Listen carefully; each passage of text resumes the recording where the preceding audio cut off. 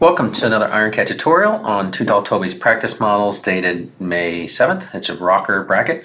Model's not too awful complex. So we have an overall width here of 250 plus about 10 millimeter extensions for these bosses.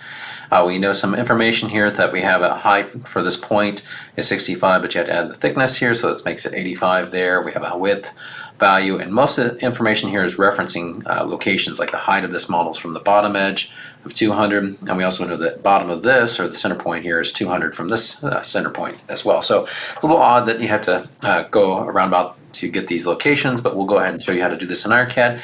And most of this will be done through drag and drop design of our parts. So using just regular features, and we'll use a cross section or a sketch to build this upper piece here, and we'll show you how to do that in IronCAD. So let's hop over to IronCAD, and I'll go ahead and start with the main section of the main body of this part, which I'm going to drag and drop a block out, and we're going to work on this model here. So we know it has a 70 depth, 250 extrusion width, and we have a height again, so a 65 plus the thickness, so 85 for that inside of there. So that's kind of our starting element. Next, I'm going to just do an extrude cut, and I'm going to drop it onto this face, because what I'm going to do is use these references by pulling these handles up and holding the shift key, and I can snap to these references. And I know these overall distances, since we know this was 70 in the depth, we need to make that 50 because it has to be a 20 millimeter thickness here, and same for the bottom, since it was 85. We can double click that and set that to 65. So that will give us a dimension here. If we look at this, we will see that this has got a distance of 20 millimeters here on the edge and 20 millimeters on that edge as well. So that's the edge length down at the bottom of the status. So that's all we're doing, just kind of doing some offsetting for that thickness there.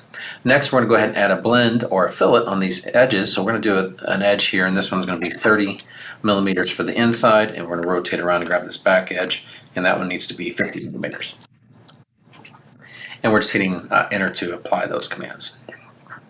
The next, we're going to rotate this around here, and we're going to work on this section here at the top. So what I'm going to do is do an extrude on this. So I'm going to select our part and hit the extrude command inside of here. And we're going to put a sketch on here. So we're going to go ahead and say create a new sketch, and what we're going to do is going to put it on the plane or face, which we want this inside face here. And I'm just going to place it on this face. And what I'm going to do for the orientation or the origin point of this, I'm not going to use this reference edge but here, because I need to know a location from the bottom edge. So I'm going to pick the center point on the bottom edge. And that's going to move our sketch down to the bottom, but on this face here. So why we're doing that is we know a distance to the top of this model is 200 millimeters.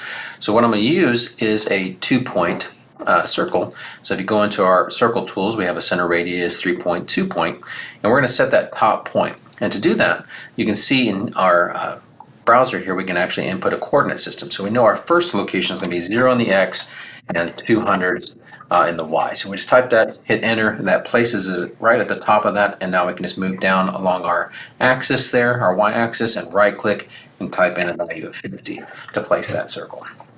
So that gives us our starting location. Next, I can go ahead and escape from that and hit our S key, and we're going to go and put a center radius circle here as well.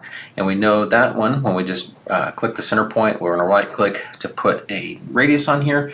It's got a diameter of, let's see, 57 on that. So we're just, instead of the math here, 2850, you can just put equations in there as well. So that will give us our radius there for our circle. Next, we need this line here, so we're just going to project that onto our sketch inside of there. And next, we need to draw these arcs. So we can draw an arc here, then put some tangent C's, then edit the radiuses. That's one way to do it. Another way to do it is using our circle tools, which we actually have a 1 tangent and 2 point tool, which we can actually select our circle for our tangent. So you can see that it's tangent to that circle wherever we move. We can select our second point, and that it needs to pass through, and we're going to right click in this upper right quadrant, and we're going to set that value as 156 is what the radius value they give us. And then we can do the same for the other side. So again, we're going to select that. Again, it's got that tangent C. We can select that point there, this quadrant up here. And we're going to do again 156 for that one. Next, we can just remove this geometry, and we're just going to use this trim tool up here, so we can select these 2 arcs to get rid of, and our inside arc as well to give us our shape. So that's essentially how we can build that shape fairly easy with our sketches inside of there. And now we're going to put an extrusion on this at 20 millimeters. It's extruding out. We're just going to reverse that inside and hit OK to give us our shape. So that's kind of our starting location, and now we can build the bottom part of this, which has a reference for our center, 200 millimeters from this center of the circle here. So what we're going to do is just rotate over, and I'm going to drag and drop an extrude feature onto this bottom face. And next we can just align this, so we can just use these handles, holding our shift key down, we can align these edges here, these faces, and this back edge here to align those three sides, and then give us our thickness, which is 20 millimeters. And why I dropped it on this bottom face is it gives an extrusion from that bottom face. So you can see the arrow here is telling us which way it's extruding, which is down. What we want to do is make this back and align or extrude to this face. So we can right click on this, go to our backward end condition, and say extrude to the face. And I'm going to select that face and hit finish, and now we've got that nice extrusion aligned there.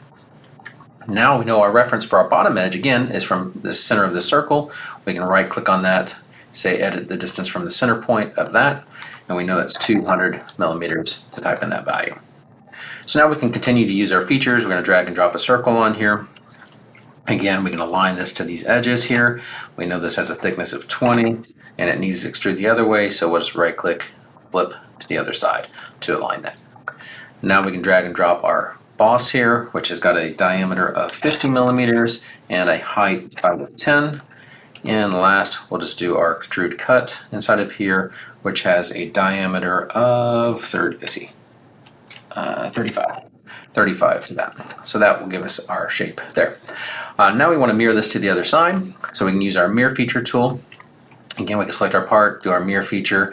Now we can decide a plane. In our case, we can use points as well. So this point here along this edge is our plane that we're going to use. And we're going to select these features. So we got our extrude, our cylinder, our boss, our hull, and hit OK to apply that, and we'll get our mirror to the other side.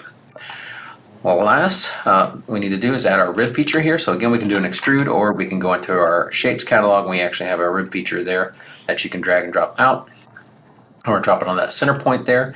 And what we need to do is set a couple things here. One, the thickness of this thing is 10 millimeters. So if we pull this, we can see it's giving us a value. We want to set that to 10 millimeters. We want this front face. We don't want it out here hanging in space. We want it to be aligned to that edge. And we'll align this back one to our inside of our face there. Next, we need to set this height value, which actually is driven by an angle. So to get that angle, we'll just go into the cross section. We'll say edit cross section. And now if we select on our curve, we have some curve dimensions. We know that needs to be a value of 65. And it'll maintain all of our end conditions, so these points don't move. It just moves this up, and we can hit finish to apply that. Now, since we know this thing is actually 10 millimeters wide, and we dropped it right on the center point of this face, the two ribs that we need to create are actually 100 millimeter from inside to inside. So we need to account for that 5 millimeter thickness there. And how we're going to do this is using TriBall. So what we're going to do is we're going to right click and drag out to this side, because what we want to do is we want to make a copy or a link to this. So we're going to make a link. So if a link means if I change one of them, they both change. Copy is just they're both independent. So I'm just going to make a link, but they both do the same command. So what we're going to do is make one copy at a distance of not just 50, but we need to add that 5, so it's going to be 55, and we're going to repeat it in the opposite direction. So it's going to do the same thing to the opposite side and hit OK. So now we've got our two ribs that where we want created, that if we look at the inside face to inside face, that should give us a distance down here at the bottom of 100 millimeters. And then we can just simply delete our first one. So it's a nice thing, it's not a pattern feature, so there's no relationship to our original shape. We can delete those and just keep our other shapes, and these still are linked. As you can see, they're highlighted, and we can still edit those, and they both modify. So it's a really nice thing that you can do in IronCAD, these link features versus a true parent-child pattern shape, where if you delete the parent, they all delete. So anyways, this is how you build this in IronCAD, and now we can go into properties and give a mass density of 2700 inside of there. If we tab out of there, we can see now our mass in grams is 2978 for this model. So hopefully you found something useful in this model and how we designed this in IronCAD, and we look forward to you showing you the next one. Thanks.